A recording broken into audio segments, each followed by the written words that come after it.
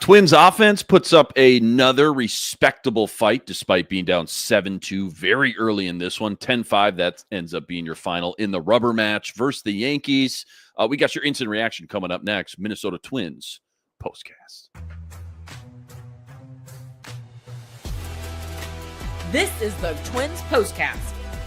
Your instant game reaction for the Minnesota Twins. Part of the Locked On Podcast Network. Your team every day.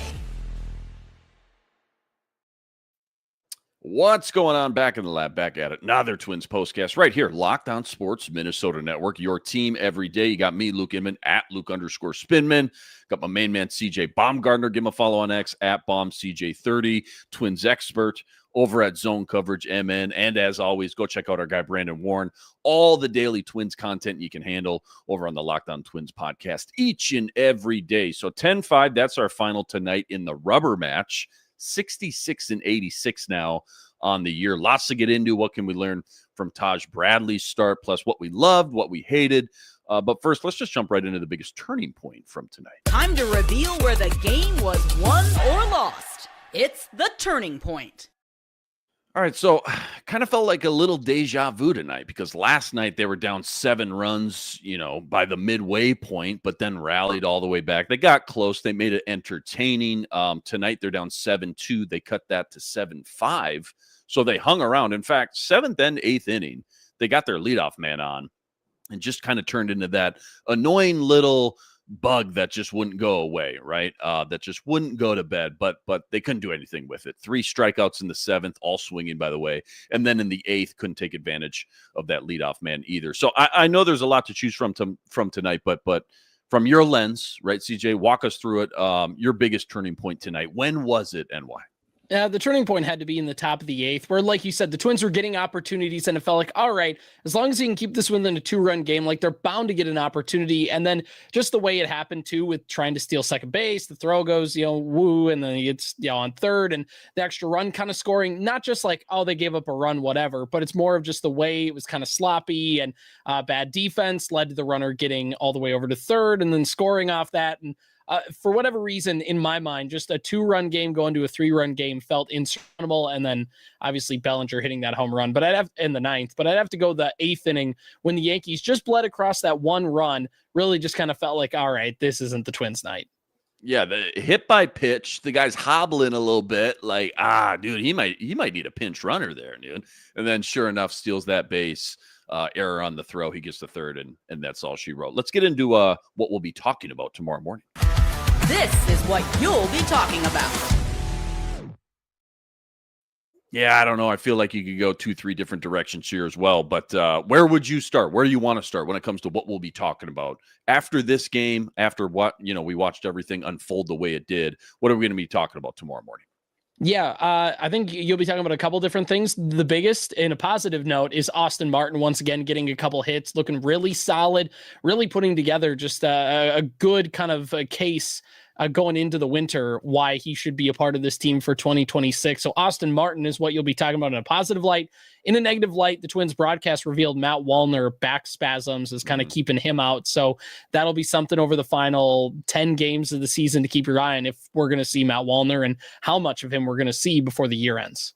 How about the bullpen? 13 innings in this series, 3 runs allowed versus the Yankees lineup. And 2 of those came right at the very end tonight, right in the final inning with 2 outs to go. I mean, when you look at the start of Taj Bradley tonight, for example, dude, this thing could have got way out of hand. This thing could have been very ugly. But for the second night in a row, and really for all 3 games this series, even after Simeon Woods Richardson's career night in game 1, this bullpen kept this team in it, which is like the total opposite of what anyone would have expected, right? They've been basically the biggest Achilles heel, right? I mean, if we're just calling a spade, without a doubt, post-trade deadline anyways. So at least compared to our expectations, which I'll admit couldn't be lower at this point, but they exceeded that, it felt like, and then some this series, which I thought that was really nice to see. Yeah, it's really good to see the bullpen just pick up any momentum. And it's guys, too, like a Cody Funderburk having a few good outings, get stacked on. Some of these guys, they come out there and, your Pearson Olds or a couple others where you're like, yeah, that's fine. But, you kind of fill in guys. But when you see a Cole Sands come in and have a good outing, when you see a Cody Funderburk come in and have a good outing, a couple of those guys stacking in, and, again, are you going to build it up to what it was at the beginning of the year? Probably not, but you got to find some people who you can kind of slowly build a bullpen together with. And even if they don't quite have that kind of giant piece de resistance, the Durants or the Jaxes, you still do need guys to fill it up. So seeing Funderburk, seeing Sands, seeing a couple of those other guys start to fill up that bullpen, just at least kind of starts to, again, give you a clue as to what the team could do heading into 2026. Speaking of Taj Bradley, what did we learn about him tonight? Felt like more deja vu, honestly, compared to Zebby Matthews, right? Got shelled last night. Tonight, it's Taj Bradley's turn. Apparently 4 innings, 8 hits, 7 earned. Probably only, 2 more starts for him this year. We got, 10 games left. So if my math's right, that makes sense. But what did we learn about him tonight, where he's kind of just at in his development, kind of big picture, right? 5D view. Who's getting who, too, by the way, against a very tough Yankees lineup. Yeah, I think the biggest thing we're learning is that it's a work in progress with Taj Bradley, and we've seen it over his first handful of starts in a Twins uniform, and tonight again as well. You looked at tonight, he threw the fastball about 52% of the time, got hit off it a little bit, and that was kind of the pitch he got smacked around the most. It's the pitch he threw the most, but it's just one of those where he's trying to work on stuff, and it's why the Twins didn't call him up right away either. They wanted him to work on some things in St. Paul, and then they're like, all right, we got to get you up and see what you're like at the big league level. But I think the Twins, when they got Taj Bradley, really feel like they want to kind of have their plan in place. They want to develop a little bit. They want to do some things, and it must need a whole winter and spring training to kind of bring it into form instead of this helter-skelter acquired at the trade deadline, trying to figure it out on the fly. You're in the middle of a season. So I think what we're learning about Taj Bradley is if this is going to work, and right now, he's labored in starts, a lot of pitches, not a lot of innings, a lot of runs given up. If this is going to work at all, we're going to need a lot more time just to let him figure things out. Work in progress, no doubt about it. Another thing we might be talking about tomorrow, you mentioned Austin Martin. How about Brooks Lee tonight? 3 for 4, 2 ribbies in a run. Did you catch, I don't know if you saw it, did you see the segment with Justin Morneau talking to him about when he was a kid, he used to take BP with that eye patch? And it sounds confusing when you hear the story, but it helped him use both eyes at the plate, which once you saw the actual footage, once you heard him kind of break down the thought process, made a lot of sense. And I'm talking, when I say as a kid, I mean, they showed the footage. I'm talking like 5-year-old Brooks Lee. That was really cool. That was kind of fun to see him tonight, and kind of put all these exercises into action with a 3 for 4 night.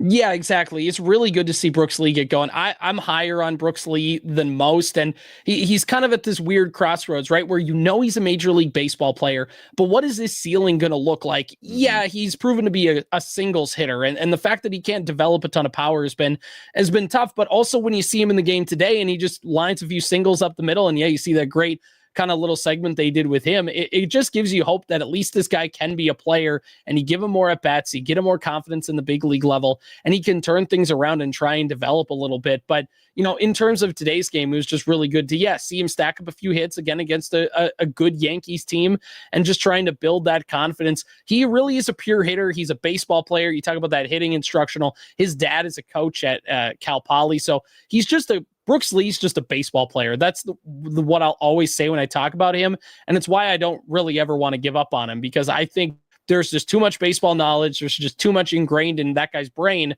for him to not work out at some level. And when he has a game like he does today, it just kind of makes you realize, like, yeah, there is something in there. Now we just got to see that power develop a little bit more, or at least the ability to get multiple bases in one swing.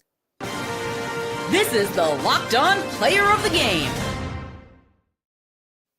All right, CJ, even after a loss, I got to do it. Your official game MVP from tonight for the Twins. Who was it and why? Yeah, I got to go to Austin Martin. Not only did he get a couple hits, reach base on a hit by pitch, got a stolen base in the game as well, showcased kind of the tools that he offers, but also made a really great diving catch in left field, kind of sliding into the wall there in foul territory. And we said it earlier in this episode. We said it the last time we were on, but he's putting together just such a good strength of games, and not just the fact that he's getting hits. He's playing good defense. He's stealing bases. He's just kind of showing the Twins why he was a top 5 draft pick with Toronto and why the Twins made him the centerpiece of that Jose Barrios trade. He'll he'll never live up to that potential based on the way his career trajectory is going, but you can still find a good, serviceable Major League Baseball player in there. And Austin Martin is showing now that he's getting all these reps at the big league level. And again, you saw it today with the multiple hits and the diving catch and the stolen bases, that there is a player in there that you can at least put out there on a regular basis in 2026 and just be interested to see. Just one of those gritty glue guys you just want on the roster. Not going to dominate, not going to be a MLB all-star, but just a guy you'd rather have on your team versus going against that guy for a 3-4 game series for sure. Well said there. Don't go anywhere. Biggest successes, biggest failures from tonight. That's all coming up right after this. Quick reminder, tonight's episode brought to us by Nutrafol. I'm sure you're like me. You've seen millions of hair growth products. You thought to yourself, yeah, right. Like that actually works. So many products out there. Hard to know which ones are actually going to do anything. That's why you should give Nutrafol a closer look. It's the #1 dermatologist recommended hair growth supplement brand, trusted by over 1.5 million people. It's not just hype.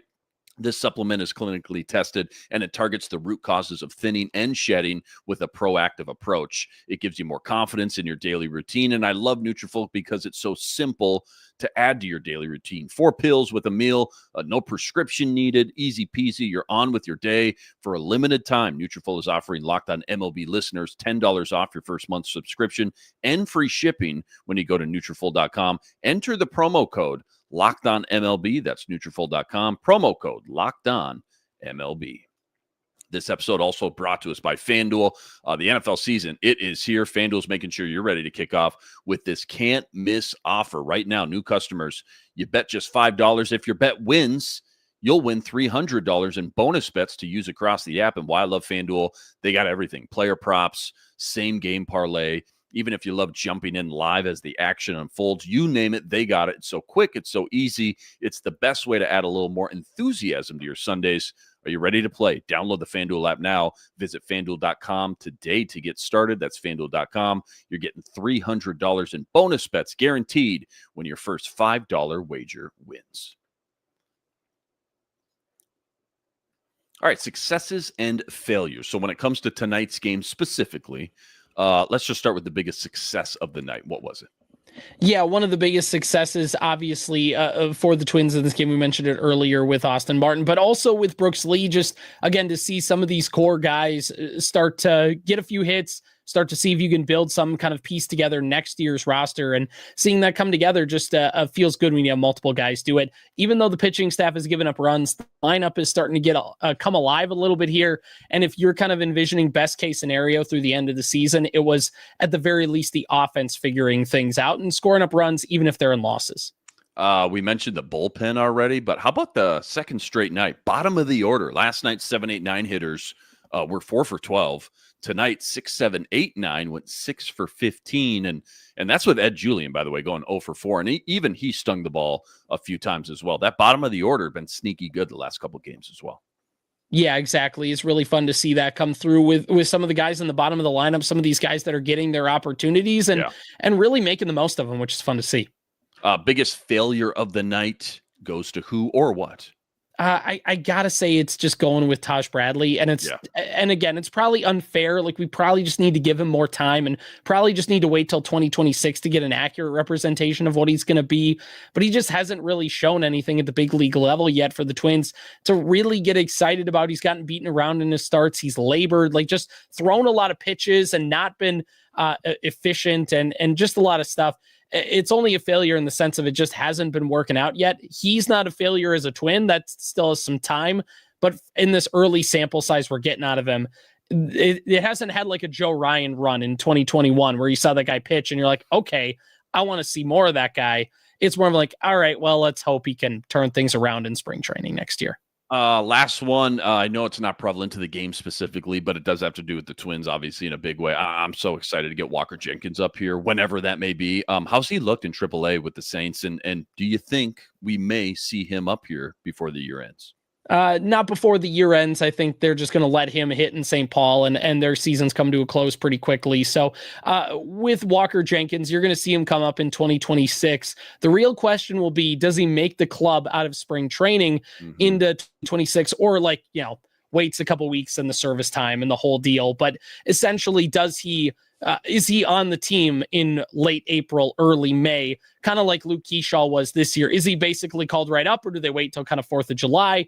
Walker Jenkins is going to be on the Minnesota Twins in 2026, injuries outwithstanding.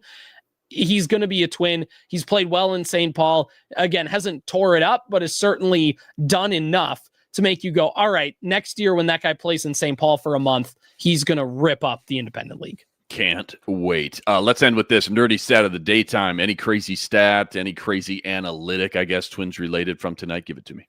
Yeah, I know you talked earlier in the season, Luke, about wanting to see more stolen bases. And over the last couple months, the Twins have sure did that. As a team now, they have 105 stolen bases on the season. And that is the highest the Twins have stolen in a season per the Twins TV broadcast since 2012. Wow, very nice. Well said. That fans of the show, apparently. They listen to the show. What can I say?